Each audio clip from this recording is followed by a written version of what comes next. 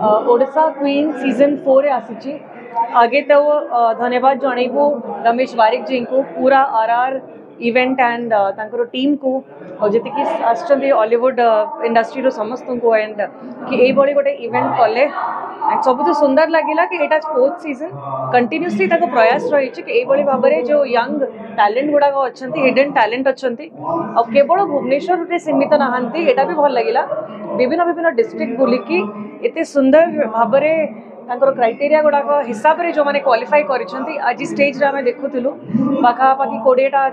selected contestant माने अछंती एते talent भर्ती अच्छी आम ओडिशा रे आश्चर्य लगुच एते कॉन्फिडेंटली झील मैंने वर्क करुँच आमर ओडिशार हैंडलूम को शोकेस करुँच ताराकिसी पिंधि आउ एते सुंदर कॉन्फिडेंटली सब कहते तो पूरा